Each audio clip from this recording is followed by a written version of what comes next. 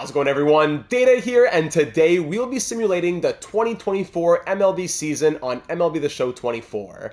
With the game having just dropped this past week and MLB spring training wrapping up, I thought now would be a perfect time to hop into franchise mode and see what the game may be able to predict for this upcoming season. So we'll go ahead and open up a new franchise mode save file, and we'll be using current rosters with injuries. This way, real world injuries to players like Garrett Cole or Jacob deGrom or any other player who's out long term will apply and be able to give us a somewhat more realistic simulation. From there, I'll go ahead and make the other tweaks like the Giants signing Blake Snell or the Mets signing JD Martinez, since the Show 24 hasn't made those changes to their rosters just yet. So to make sure that we can see everything that happens through the entire league, we will take control of every single team.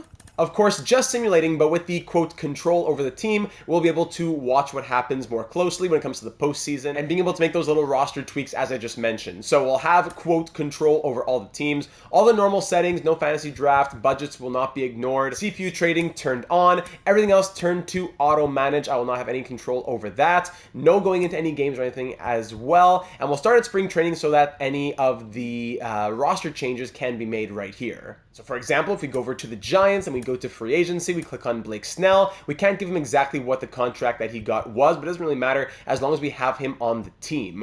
If we have him on the team, we can see what the 2024 season will give us. We don't really care about the far future with the San Francisco Giants. We just care about 2024. So if we just say 2 years, $44 million, okay, we gotta make a little change there, but that's exactly what the offer would be. So Blake Snell taken care of, then I'll go over to the Mets and take care of JD Martinez. I'll get Adam Duvall onto the Braves, Matt Chapman onto the Giants as well. So no need to worry about any of those things. I'll go ahead and do that off screen in just a moment. Then for trades, I'll make sure that Dylan Cease is on the Padres. So once the entire league is ready to go, we'll sim to the beginning of the actual regular season. And that should just about do it. Rosters will change in the real world over the coming weeks, but as of March 23rd, we now have accurate rosters. Espinal got traded from the Blue Jays, Cease traded to the Padres, all those little things taken care of. Now let's start looking at getting towards the beginning of the regular season, so we'll sim to the regular season here. All the teams should be ready to rock and roll. Some big matchups ready to go for opening day. Ohtani versus Musgrove, Snell versus Cease, Detmers versus Burns, Pivetta versus Castillo. So we're going to go ahead and get simulating now towards the All-Star break. Use the timestamps at the bottom to help you navigate around the season. We're going to sim to the All-Star break, look at the Home Run Derby, the All-Star game, how did the voting for the All-Star game look as well. Then we'll go toward the end of the regular season and then into the postseason. Between now and then, we'll also pause and see any big moments of major trades, and we'll be able to look at the standings and all that good stuff along the way. So without further ado, let's start simulating toward the 2024 All-Star break. Whoa, the first blockbuster season takes place just about a couple weeks from the All-Star break as Luis Robert Jr. is traded from the White Sox to the Pittsburgh Pirates for Paul Skeens and Lonnie White. So that's a bit of more of a broken one in my opinion. Robert Jr., 89 overall, 26 years of age. Wouldn't say, albeit two good young pieces with decent potential. I don't know about that for the White Sox. Big move right there. Andres Munoz also traded to the Diamondbacks from the Mariners for Drew Jones and Andres Chaparro.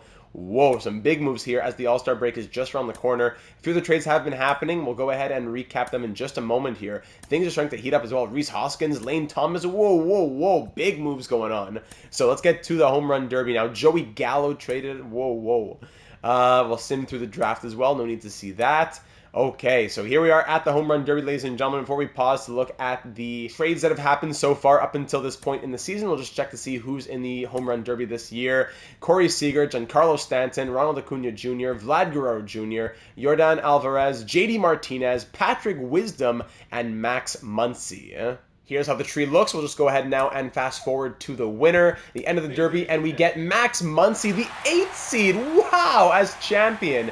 The 8th seed beat the 1 seed as Muncy beats Seager, then Alvarez and JD Martinez in the final. The 6th seed versus the 8th seed, and Max Muncy takes it. Wow, congratulations. 467 feet being his longest. Whew.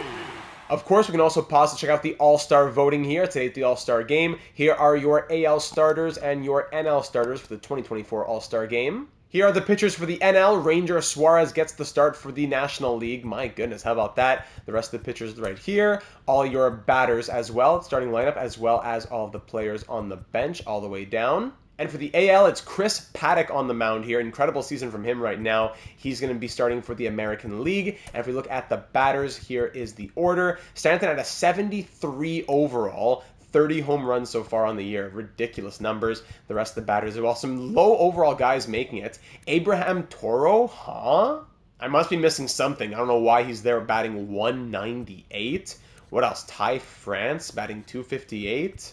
Is this broken or something? What? Okay, so definitely some odd players on the bench there for the AL. But the AL ended up beating the NL by a score of 6-2. So, hey, how about that? There's the All-Star game. At the All-Star break, we'll go ahead and check out the standings right now. The Braves are 69-27 to lead the NL East. The Cardinals are 53-44 to lead the NL Central. Dodgers are 69-28 to lead the NL West. Wild card spots right here. Phillies, Diamondbacks, Pirates are in the mix as well. At the bottom, though, the Rockies, even the Giants, that's the big surprise there. Padres as well, Marlins. Tough times in the NL for a few of those teams. In the AL, somehow the Red Sox are 57-39 to lead the AL East. American League Central, the Twins are 71-26. AL West, Rangers 56-40. Wild card, you got the Blue Jays, Orioles, Yankees all in there. At the bottom of the AL, Athletics, of course, White Sox, Angels, Mariners, Royals. For stats as of the All-Star break, I don't want to look at everything just yet, but just to say, the Braves have 4 of the top 5 in runs right there in the NL. That's something. In the AL, Josh Lowe, Anthony Santander. If we look at RBI, just a couple things if you want to see there. Home runs, current leaders as of this point in time. Again, Giancarlo Stanton had like 73 overall. Crazy. Picking back up at the end of the All-Star break, we'll now simulate to the trade deadline. But before we do that, just going to quickly scroll through the trades that have happened so far this season. Feel free to pause the screen as I go through them. Just going to highlight a few that just kind of catch my eye as I go through. Starling Marte to the Orioles. Nick Castellanos also to the Orioles. Giolito to the Diamondbacks. Chapman to the Guardians. Lugo to the Rays. Stephen Kwan to the Twins. Luis Robert Jr., that blockbuster that we saw earlier. O'Neal Cruz to the Guardians from the Pirates. Interesting. So what's going on in Pittsburgh? Anything else that really catches my eye? Rhys Hoskins to the Mets. Lane Thomas to the Reds. Yeah, Joey Gallo to the Tigers. I think that's just about Gary Sanchez to the Cubs. Jordan Wicks to the Brewers. All right. So there are the trades that happened so far, as we'll now go ahead and simulate to the trade deadline. The trade deadline has come and gone, and we see a few more trades that happened here. Joey Meneses going to the Mariners. Marco Gonzalez also to the Mariners. J.D. Davis to the Mets. That's about it. All right, nothing too crazy here at the trade deadline, as we'll now go ahead and simulate the last couple months of the season and get to the end of the 2024 regular season. The 2024 season has now come to an end, and here's the moment you've all been waiting for, the standings. Did my team make the postseason? Let's check it out. In the NL East, the Atlanta Braves led the league in wins with 114. The record of 114-48. Also making it from the NL East were the Phillies. 101-61 was their record. NL Central, the Cardinals made it at 83-79, and the Pirates with a wild card spot, 82-80 was their record. Brewers, Reds just missing out. It was tight in the NL Central. NL West, the Dodgers' second most wins in the league with 113. May have thought that they would have led, but no, 113 wins, 49 losses for them. The Diamondbacks also make it in with a wild card spot. 84-78 was their record. As we can see, the 3 wild cards in the NL, Brewers just missing out. In the American League East, it's the Orioles leading with 92 wins, 92-70. The Rays and the Yankees get 2 wild card spots, but the Red Sox ended up just missing out. Same for the Blue Jays. Very, very tight in the AL East, as you'll probably think it might be in the real world this year, minus the Red Sox, no offense. AL Central, Twins and Tigers making it. Twins 107 wins for them. Wow. Guardians miss out with 83 wins though, and the Rangers with 108 in the AL West. So the wild card we can see right here, the Guardians and the Red Sox both miss out just 1 game back, as the Yankees, Rays, and Tigers win the wild card. So looking at the postseason standings now, it's going to be the Phillies versus the Diamondbacks. Winner faces the Braves in the NLDS. Then the Cardinals will face the Pirates, and the winner of that series will face the Dodgers in the other NLDS. Over in the American League, the Tigers play the Rays, and the winner will face the Texas Rangers. Then the Orioles play the Yankees, and the winner will face the Twins. So very exciting playoff bracket coming your way. Let's check out the league leaders now. I'll probably go through one stat at a time and then switch leagues to show you what happened in both leagues. So batting average, Austin Riley leading in the NL, but Corey Seager bat 353. Oh my goodness, to lead the league. Hits, Corey Seager at 219 also led the league. As you can see, all the way down to Whit Merrifield with the Phillies. that's something. So you can see about the top 10 for each category at bat. The things we're more concerned about would be doubles, triples. As you can see, Ohtani was there. Unfortunately, can't make him healthy to pitch and unhealthy to bat. Home runs, JD Martinez and Austin Riley tied for 45 in the NL, but Corey Seager had 54 home runs. What a year for Corey Seager. 54 home runs, 151 RBI, batting .353. You'd think that many awards are coming his way. Whoa! Mike Trout as well, but big power year from a lot of different hitters. RBI between the two leagues, runs between the two leagues, stolen bases between the two leagues. Ruiz led the league in that regard with 47. Base on balls, on base percentage, slugging percentage, OPS. Of course, Seager 1.088. Wins, looking at the pitchers now, Eovaldi and Bobby Miller leading the league with 23 wins. Looking at the least amount of losses, Bobby Miller as well. Saves, Evan Phillips with 55 to lead the league. ERA, Chris Paddock looked great. Home runs allowed, Jose Butto only 15. Okay, between what, 164? Okay, good job for such a low overall. Shutouts, a bunch of pitchers with 3 or 4. Strikeouts, Ohtani with 261. Complete games, Zach Wheeler had 5 of those. Innings pitched, Garrett Cole did a lot in the end. So you know what? I don't think his injury kept him back. Other players like Scherzer, DeGrom, they were kept out. But I don't think the game really accounted for Garrett Cole's injury as he led the league in innings pitched. So unfortunate that you can't get everything super perfect. Walks allowed, whip 1.03 for John Means, who had been traded to the Phillies. Looking at pitching WAR, 5.8 for Garrett Cole. Batting WAR, of course, 10.9 for Seager, but don't forget 10.0 for Austin Riley. And then we go back to batting average. Checking out the awards now, NL MVP to Austin Riley, AL MVP to Corey Seager, NL Cy Young to Spencer Strider, AL Cy Young to Nathan Eovaldi, batting title to Corey Seager in the AL, Austin Riley in the NL, reliever of the year, Evan Phillips, Pete Fairbanks, rookie of the year, Evan Carter, Jackson Chourio, Hank Aaron Award, Austin Riley, Corey Seager. Golden Gloves and Silver Sluggers, we'll run through them quickly. Just feel free to pause as I go through them. Shortstop, left field, center field, right field. Silver Slugger DH, of course, Giancarlo Stanton. Catcher, first base, second base, third base. Shortstop, of course, Corey Seager. Outfield, outfield, outfield. And of course, we're waiting on postseason MVP and World Series MVP. We're still waiting on that. But Corey Seager, take a bow. What a season for him. So welcome now to the postseason. Let's sim through the wildcard series and see how we look for the divisional series. All right, here we go. In the NL, both series went to 3 games as the Diamondbacks beat the Phillies and the Cardinals beat the Pirates. Over in the AL, there were both 2-game sweeps as the Tigers took down the Rays and the Orioles took down the Yankees. Now giving us Tigers versus Rangers, Orioles versus Twins in the AL, and then Diamondbacks versus Braves and Cardinals versus Dodgers over in the NL. Let's sim through these and get to the conference series. Funnily enough, all 4 series end 3-1. Starting in the NL, we see the Diamondbacks took down the winningest team in the league. The Braves lost in a 4-game series. The Diamondbacks are through the NLCS, and they'll face the Dodgers, the second winningest team in the league, as they beat the Cardinals 3-1. So not easy for Arizona facing the 114-win Braves, now the 113-win Dodgers. Over in the AL, Texas took down Detroit 3-1, and then Baltimore, the wildcard team, took down the Twins 3-1. So we'll have the reigning champion Rangers facing the Orioles in the ALCS, and the Diamondbacks facing the Dodgers in the NLCS.